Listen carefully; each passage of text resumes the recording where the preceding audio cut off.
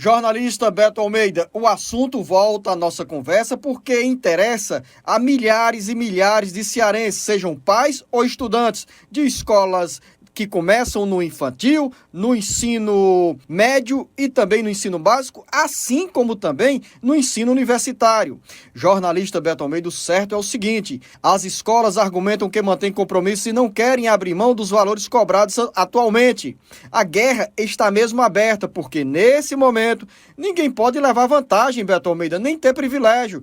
As escolas não podem se manter irredutíveis porque estão tendo redução de custos e o mínimo que poderiam fazer era transferir essa redução de despesas para as mensalidades. O caminho é o diálogo, mas a conversa, jornalista Beto Almeida, só acontece se as partes envolvidas tiverem disposição para dialogar, o que parece que não está acontecendo nesse momento.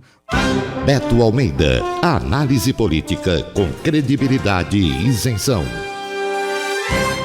Nós falamos aqui, Luzenor, inclusive eu fiz até algumas críticas naquela recomendação que o DECON tinha feito aos pais e também às escolas, porque ficava uma forma de entendimento assim de que não havia muita saída para os pais, que eles tinham que buscar realmente uma negociação individualizada. E mais, meio que os órgãos de defesa do consumidor estavam deixando a solução nessa tentativa de acordo individual.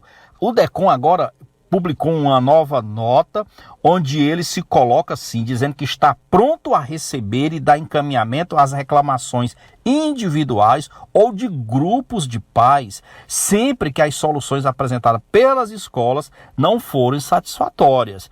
Isso para tentar restabelecer esse equilíbrio do contrato, sem que haja prejuízo para todas as partes. Inclusive o DECON diz o seguinte, que ele está disposto sempre a tentar a conciliação, buscando em todos os casos a manutenção do equilíbrio financeiro do contrato. Essa é uma mudança de atitude, de pensamento muito relevante, porque coloca os pais numa, digamos assim, numa situação mais segura e até confortável para que eles busquem as escolas. E se as escolas se negarem, por exemplo, a apresentar uma planilha de custos e de redução de custos por conta da pandemia, já que vários serviços estão deixando de ser prestados, tem economia de todos os lados, tem economia com gasto de água, tem economia com gasto de energia, tem economia, Luzenor, com vale transporte, com servidores que não estão dentro do colégio, com gastos de material de limpeza. Então tem que ter uma redução nessa planilha de custos, o colégio tem que apresentar, e o DECON está dizendo o seguinte: se a escola se recusa a apresentar e se recusa a negociar uma redução, aí sim os pais podem mesmo procurar o DECON,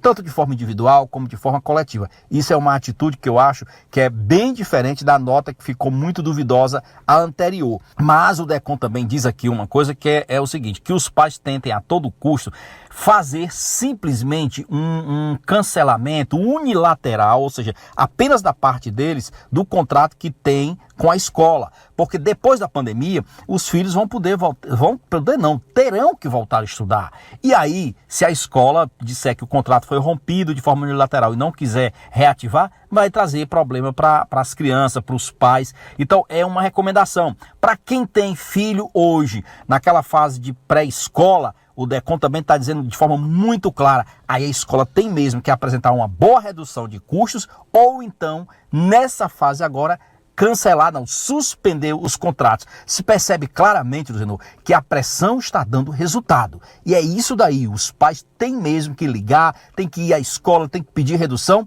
e no caso de haver resistência, ir em busca dos seus direitos.